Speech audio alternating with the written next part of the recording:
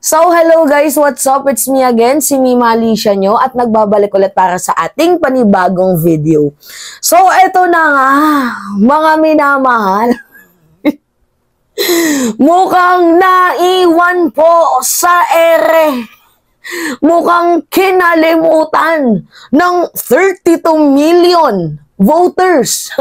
Diba? Itong pangalan ng isang hindi naman daw artista, hindi naman daw doktor, hindi naman daw engineer, di ba? Isa lamang daw po siyang artista ng PDP na handang mamatay. Kinalimutan ninyo yon?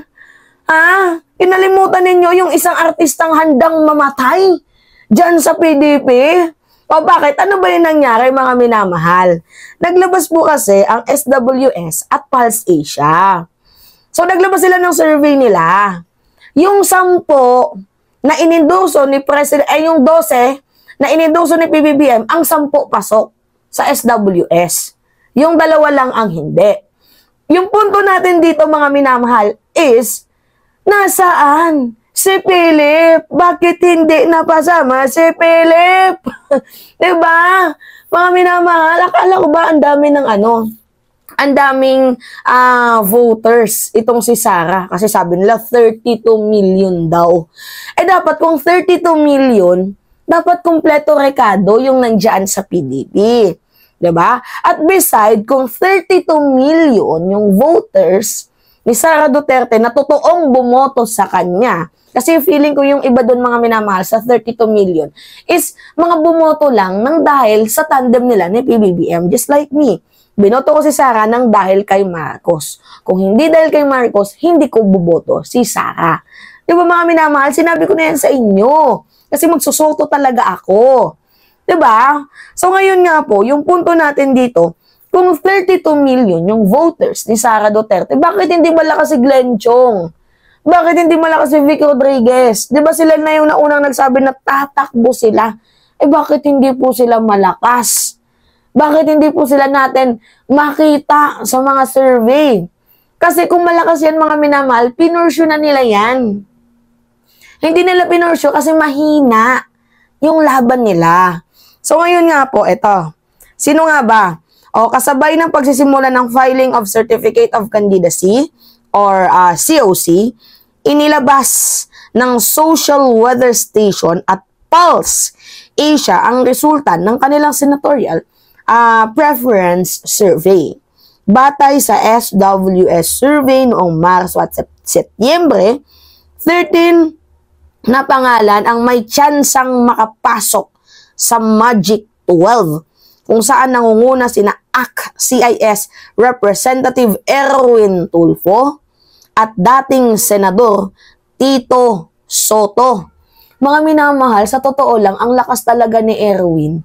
Sobrang lakas. Kumbaga parang siya na lang ata yung inaantay dyan sa Senado eh. Hindi, sa totoo lang, mga minamahala, I like Erwin Tulfo alone. Hindi ko gusto si Raffy, hindi ko din gusto si Ben, but I like Erwin Tulfo alone. Erwin lang talaga. Kasi siya lang naman talaga yung, bukod sa hindi siya pabibo, mga minamahal. Talagang trabaho lang si Erwin Tulfo. At saka, ang nangyayari kasi, once na makapasok ng 3 Tulfo na yan, parang magkakaroon ng political dynasty. Di ba, mga minamahal? Yan yung iniiwasan ko. Yan yung iniiwasan natin, yung political dynasty. Kasi sinundan na nga ng mga bilyar tapos susunod pa yung mga Tulfo. Pero sabi ko din naman sa inyo before, walang problema kung mayroon mang political dynasty as long as maganda yung ginagawa sa ating bayan. Pero kung yung magpo-political dynasty lang naman ay sila bilyar, Diyos ko, maluoy ang kalibutan. Ayoko, pangit ba? 'Di ba? So ngayon, eto, habang sa survey ng Pulse Asia noong September 6 hanggang 13, nakasama ang pangalan na Erwin Tulfo, Ben Tulfo, Tito Soto, Pia Cayetano, nandito si Bongo, si Rodrigo Duterte, Abby Binay, Bong Revilla, Ping Lacson, Manny Pacquiao, Amy Marcos, Ronald Bato de la Rosa. So, yung punto natin dito kasi mga minamahal, yung inendorse, kasi si Digong feeling ko hindi naman ata tatakbo yan bilang senador eh. I don't know. Nag-file na ba si Digong? Hindi ko kasi alam kung nag-file na itong si former President Duterte ng senador. Wait lang, search ko nga. Rodrigo Duterte file senator. Tingnan nga natin. Wala. Ang nakikita lang natin dito sa balita, another Duterte, yung anak ni Paulo na sumabay, sa bilang councilor ng Davao Politics. Wala mga minamahal. So, kapansin-pansin na sa 10 sa 12 pambato ng Administrasyong Marcos 2025 senatorial race ang nangunguna sa parehong survey. Ang wala lang naman dito kasi mga minamahal, si Ronald Bato de la Rosa, si Rodrigo, tapos si Bongo. Yung tatlong yan, wala. Pero yung 10, nandiyan, si Erwin, si Ben, si Erwin, si Tito, si Pia, si Bong, si Abby Binay, Bong Revilla, Ping Lacson, Manny Pacquiao, yan, Lito Lapid, pati itong si Amy Marcos na isama pa. Ano ba naman yan? Anyway, yan po, kasama pa din yung, wala kasi mga minamahal, malakas po talaga yung yung administrasyon ni PBBM. Sobrang lakas. Ang dami din kasi talagang naniniwala sa straight vote. Oo, straight vote sila. Ako hindi ko prepared yung straight vote kasi sa totoo lang, mayroong mga senador dyan na hindi ko gusto sa administrasyon ni PBBM, katulad ni Francis Tolentino. Si Tolentino kasi mga minamahal, posible pang makapasok yan, nasa pang 13 eh. Nasa pang 13 si Tolentino. Posibleng makapasok, wala, political butterfly eh. Oo, political butterfly si Tolentino. Biruin nyo mga minamahal, iniwan yung mga Duterte para lamang sumama kay PBBM para sa kanyang political career, survival.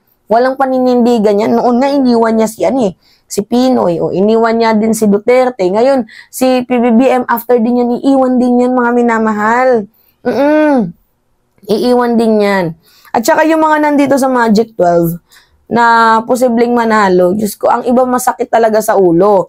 Katulad ni Lito Lapid, ang sakit niyan sa bangs. Wala din namang alam yan. 'Di ba? Si Bato de la Rosa na kumakanlong ng fugitive, si Amy kumakanlong ng fugitive, si Bongo, pati si Duterte, mga kumakanlong ng fugitive yan. Diyos ko naman. Siguro, para sa akin mga minamahal, ang sure bula ko na iboboto ko dito, si Erwin. Kasi dati 50-50 ako kay Erwin eh. Pero ngayon, mukhang nasa 75%. Iboboto ko na talaga siya. Lalong-lalo na itong si Tito Soto. 'Di ba? Na talaga ako dito, vocal ako kay Tito Soto. So, yan po mga minamahal. O, wala dito si Erwin ba? Ay, wala dito si Philip Salvador. Anyari? Akala ko ba 32 million ang voters? Kung 32 million ang voters, bakit wala dito si Philip? 'Di ba? So, baka malay nyo mga minamahal, pinapaasa lang nila si Philip Salvador. Kasi manalo sa matalo, parang hindi din naman sa kanila kawalan. Kasi parang ang tingin nila kay Philip Salvador, attack dog lang. Bukuin nyo, hindi po laro ang politika ha, pero ginagawa nilang laro ang politika, which is yan po yung nakakalungkot. Kaya nga, sana baguhin din sa ating konstitusyon, yung mga tatakbo, dapat mayroon man lang natapos, hindi yung able to read and write. Ang pangit naman ng qualification. Ang taas ng qualification natin para makakuha ng trabaho. Tapos, yung mga kakandidato, hindi man lang marunong magbasa, hindi man lang marunong magsulat. 'Di ba mga minamahal? Hindi, marunong able to read and write, pero mga minamahal, madami din dito mga dito sa amin sa area namin, hindi nga marunong magbasa. Marunong magsulat, pero hindi marunong magbasa. Ang alam lang isulat yung kanyang pangalan. Oo, mga minamahal. Kaya nga dapat baguhin hindi lang dapat able to read and write. Oo, at may natapos din para hindi baboy ang ating politika.